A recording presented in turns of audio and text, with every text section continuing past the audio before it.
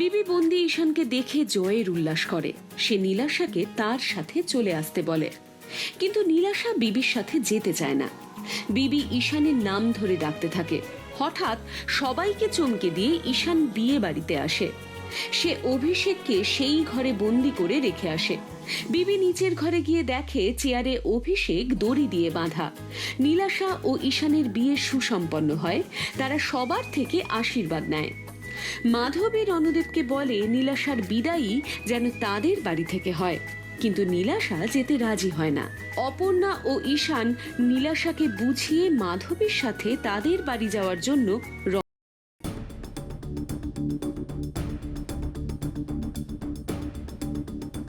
বিয়ে হবে, টুইস্ট থাকবে না, তা কখনো হয় শাশুড়ি মা? আমি চেয়েছিলাম আপনি এখানে আসুন, চিৎকার করে আমাকে ডাকুন, ঈশান তুমি কোথায়? তুমি যদি সত্যি নীলকে ভালোবাসো তাহলে এসো, আমি নিজে ওকে তোমার হাতে তুলে দেব। চলে এলাম। কি খবর মা?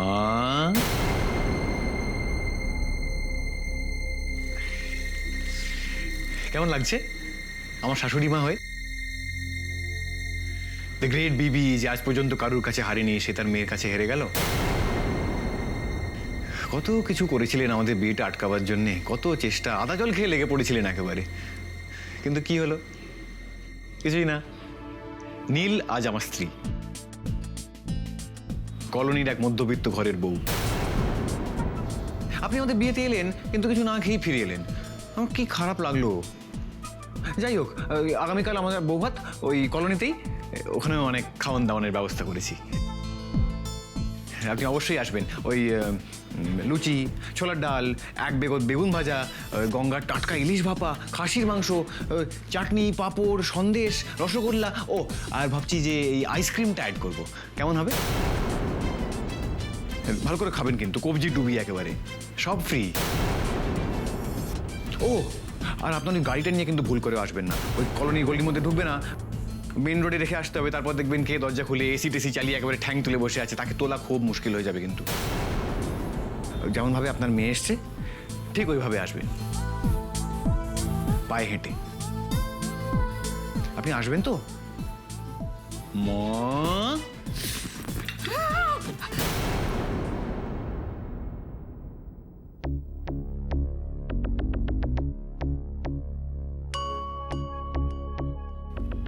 এত সহজে আমি তো ছেড়ে দেব না। নীল নীল একটা থার্ড ক্লাস ছেলেকে বিয়ে করেছে। আমার ভালোবাসা, আমার স্নেহ, মমতা সবকিছুর গালে থাপ্পড় মেরেছে, কিন্তু আমি আমার নিজের মেয়ের জীবন এভাবে নষ্ট হতে দেব না, কিছুতেই না। যে স্ট্রাগল আমি করেছি সেটা আমি কিছুতেই নীলকে করতে দেব না। হোক না বিয়ে, এ বিয়ে আমি টিকতে দেব না। এ বিয়ে আমি ভেঙে দেবো এই বিয়ে।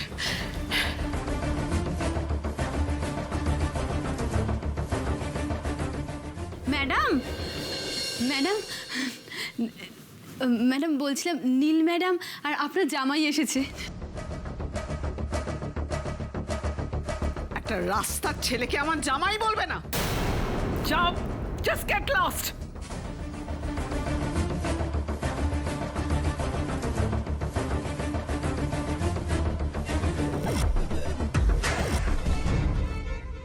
সঙ্গীতা তাড়াতাড়ি করো, ওরা কতক্ষণ দাঁড়িয়ে থাকবে বাইরে? হয়ে গেছে আন্টি, দেখি দাও, দাও আমার হাতে দাও। বাড়ির জামাই প্রথম বাড়িতে এলো, চলো চলো চলো শিগগিরই চলো।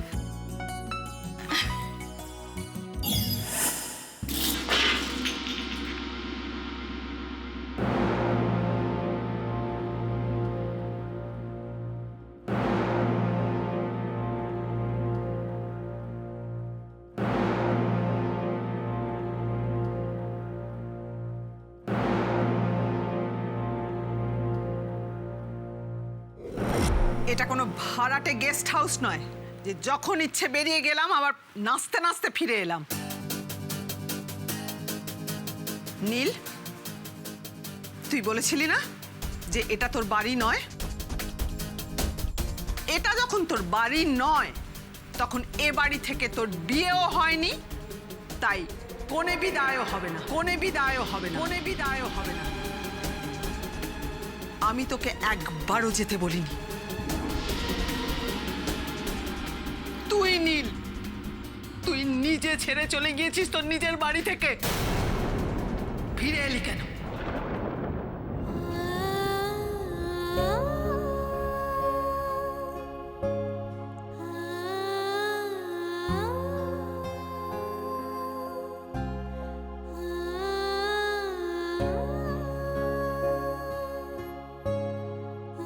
বাসব, এটা কি বলছিস কি তুই? মেয়েটা বিয়ের পরেই প্রথম বাপের বাড়িতে এলো আর তার সঙ্গে তুই এইভাবে কথা বলছিস? একবার অন্তত প্রমাণ দে যে তুই ওর মা। প্রমাণ দেব? হ্যাঁ, আমি প্রমাণ দেব? শোনো মা, আমি শুধু 4টে দেওয়াল আর ছাদ দিইনি ওকে, একটা রাজমহল বানিয়ে দিয়েছি। ও যখন যা চেয়েছে সব দিয়েছি, সব দিয়েছি ওকে। ও শুধু মুখ ফুটে বলার অপেক্ষায় আমি ওকে সব দিয়েছি। তিল তিল করে নিজেকে খইয়ে তবু আমি ওর ইচ্ছে অনুযায়ী ওর সুখ, ওর স্বাচ্ছন্দ্য দিয়েছি। আমার স্বপ্নের দিনগুলো আমি স্ট্রাগল করে গেছি যাতে ওকে কোনোদিন স্ট্রাগল করতে না হয়। প্রমাণ দিয়েছি মা, দিয়েছি প্রমাণ, অনেক প্রমাণ দিয়েছি আমি। আরো ও কি করেছে মা? একটা রাস্তার ছেলের সঙ্গে পালিয়ে গিয়ে বিয়ে করেছে।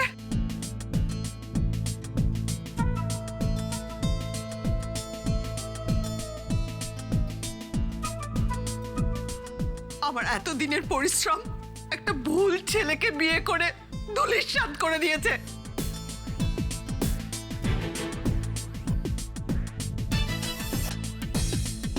আমার মান সম্মান সমস্ত নষ্ট করে দিয়েছে একটা লোয়ার মিডল ক্লাস ছেলের সামনে। প্রমাণ করে দিয়েছে নীল প্রমাণ করে দিয়েছে যে আমি ওর মা নই। হ্যাঁ, নই। মা এবার ওকে প্রমাণ দিতে বলো, ওকে প্রমাণ দিতে বলো যে আমি ওর মা নাকি আমি ওর মা নই।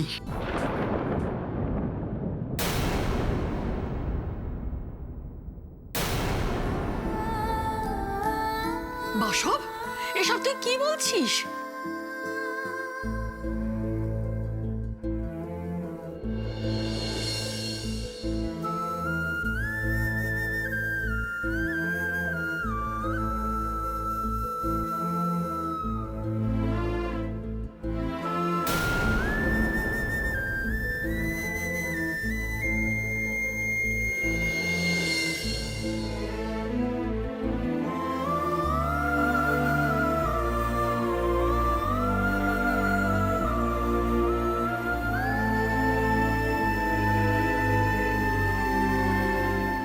আপনার সমস্যাটা কি জানেন?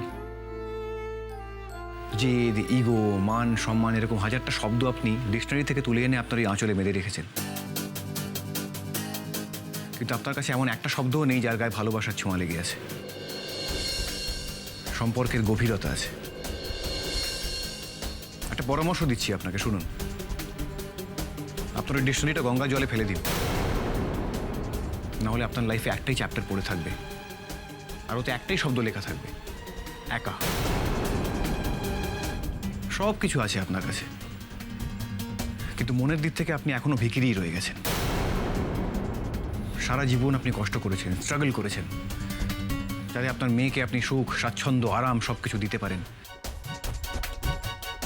কিন্তু সেই খুশিটা আপনি ওকে দিতে পারেননি যেটা ও ছোটবেলা থেকে চেয়েছিল, ওর মায়ের ছোঁয়া।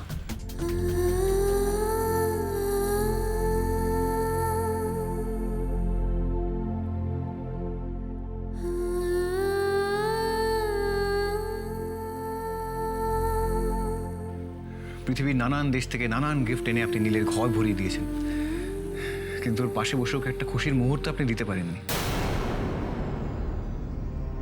যেটা এদেশেই ছিল, এই বাড়িতেই ছিল, আপনার কাছেই ছিল। যদি সেটা আপনি নীলকে দিতে পারতেন, তাহলে নীল ওর মায়ের জায়গাটা অন্য কাউকে দিতে যেত না।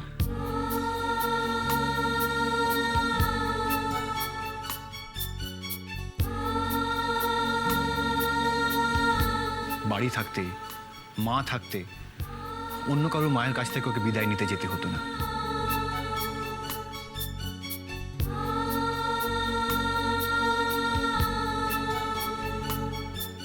আপনি কি বিজনেস ওম্যান বলে সবকিছু টাকার অঙ্কে মাপেন? এটা করতে গিয়ে বোধহয় আপনি ভুলে গেছেন যে ভালোবাসার কোনো প্রাইস ট্যাগ হয় না। ভালোবাসা অমূল্য, সম্পর্ক কখনো দাড়ি পাল্লায় তোলা যায় না। আমি তো আপনার মতো বিজনেসম্যান নই, তাই বোধহয় আপনাকে সম্পর্কের কোনো অডিট রিপোর্ট দেখাতে পারবো না। কিন্তু একটা প্রস্তাব দিতে পারি আপনাকে। আপনার এই ইগো, জেদ, টাকার নেশা এসব থেকে বেরিয়ে এসে নীলকে জড়িয়ে ধরুন, ধরে ওকে আশীর্বাদ করুন। আপনার জামাই হিসেবে আমি আপনাকে কথা দিচ্ছি, সবকিছু ঠিক হয়ে যাবে। লোকজন দুদিন কথা বলবে, তারপর সবাই ভুলে যাবে। অতীত নিয়ে কেউ ঘাঁটাঘাঁটি করতে চায় না, সবাই সামনের দিনগুলোর দিকে তাকিয়ে থাকে, যে দিনগুলো আমাদের খুব ভালো হবে, আমরা খুব সুখে থাকবো, আনন্দে থাকবো। ওয়াও, শুনতে বেশ ভালো লাগছে, তাই না? ও আর কিছু পারুক না পারুক, ডায়ালগ বলতে খুব ভালো পারে। কাল বাজার হাট করতে গিয়ে যখন টাকা কম পড়বে, তখন বউকে তো বলবে, যাও গিয়ে বাজার হাট করে আনো, বাটি হাতে ভিক্ষে করো, সংসার চলছে না। And I'm sure কাল যখন তোমরা এক থালা মোটা চালের ভাত আর অল্প ডাল দুজনে একসঙ্গে ভাগাভাগি করে খাবে, তখন ওই ভাতের মধ্যে কাঁকড় বাজতে বাজতে ভালোবাসা খুঁজে পাবে। আমি জানি বউয়ের ভিক্ষে করে আনা টাকায় পেট চালাতে সব ছেলের ভালো লাগে। এনাফ বিবি, এনাফ। অনেক বলছো তুমি, আর একটাও কথা বলবে না। যার সম্পর্কে তুমি কথা বলছো সে আমার স্বামী, আর ওই ভাঙা চোরা বাড়িটা আমার শ্বশুর বাড়ি।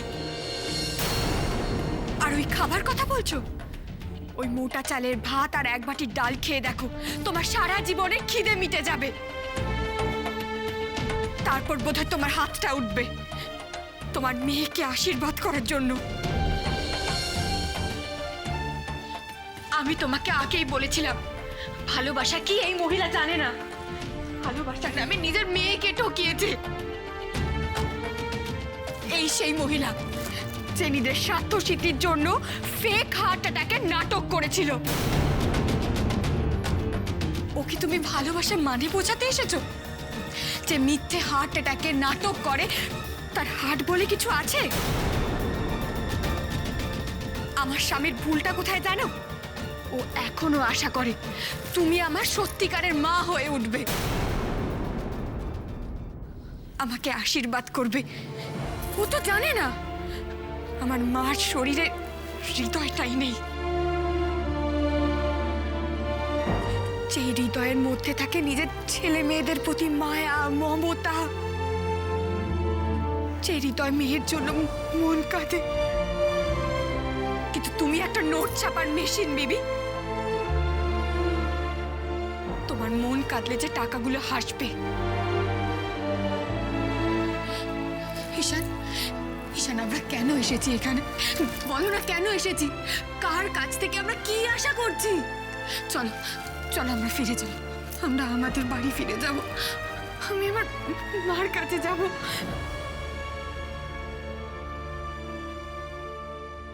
আমার মা আমার জন্য অপেক্ষা করছে। আমাকে তুমি আমার বাবা মার কাছে নিয়ে চলো ঈশান, প্লিজ নিয়ে চলো, প্লিজ। আর একটা মুহূর্ত নয় এখানে, চলো চলো।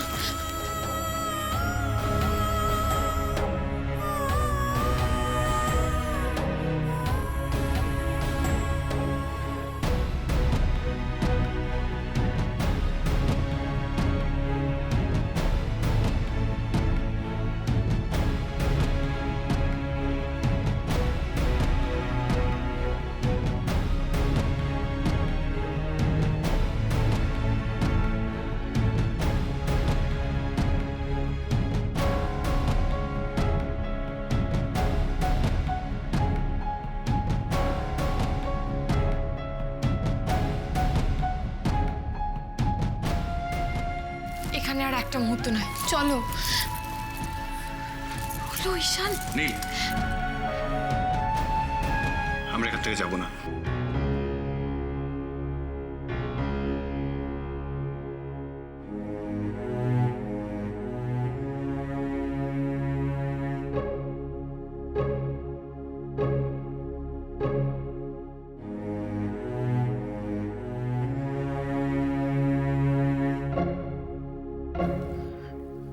কি হলো? দাঁড়িয়ে রইলে কেন? চলো। নীল, আমরা এভাবে এখান থেকে যাব না। যাবো না মানে? যাব না মানে যাব না।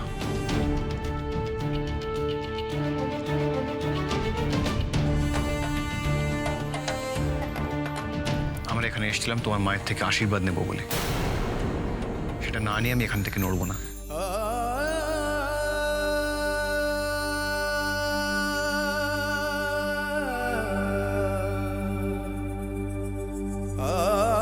যে বাড়িতে দাঁড়িয়ে তোমায় এত অপমান করা হলো, আশীর্বাদ নেওয়ার জন্য তুমি সেখানেই দাঁড়িয়ে থাকবে?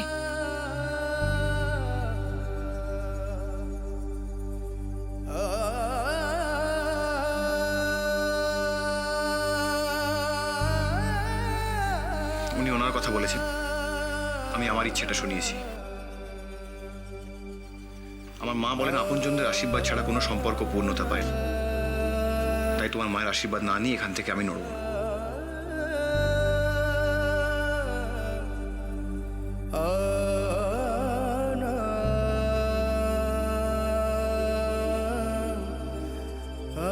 তুমি সময় নষ্ট করছো ঈশান। যে সম্মান তুমি ওনাকে দিচ্ছ, উনি সেটা পাওয়ার যোগ্যই নন। নীল,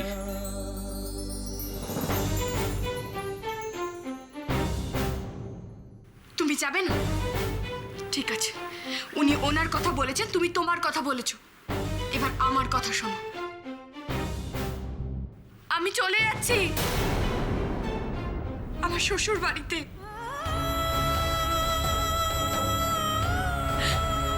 আমার মা বাবার কাছে।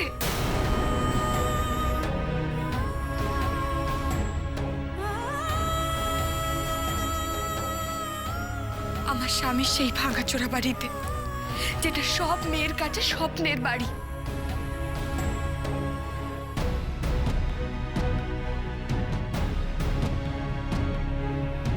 এতদিন পর মা বাবার ভালোবাসা পেয়েছি আমি, সেটা আমি নষ্ট হতে দিতে পারবো না।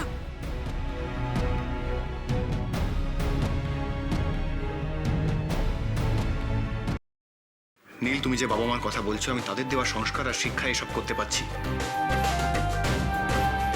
তোমার মায়ের আশীর্বাদ না নিয়ে আমি এখান থেকে যাব না। আমার উপর ভরসা রাখো নীল, আমি যা করছি খুব বুঝে শুনেই করছি। ওয়াও, এতদিন যা করেছো সব তো বুঝে শুনেই করেছো।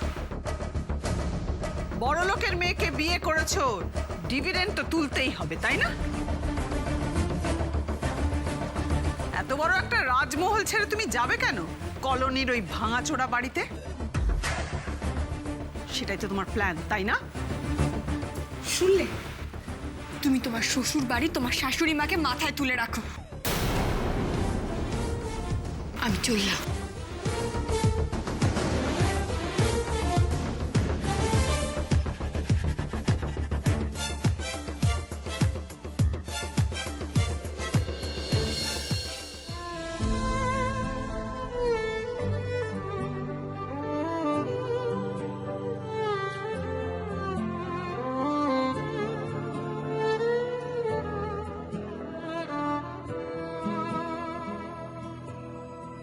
কি করে বলবো তোমার আসলে মন কি যে চায়, কেন সে পালিয়ে বেড়ায় তোমার থেকে। কি করে বলবো তোমার কেন এমন হাত বাড়ায়, আবারও হারিয়ে এসে যায় তোমার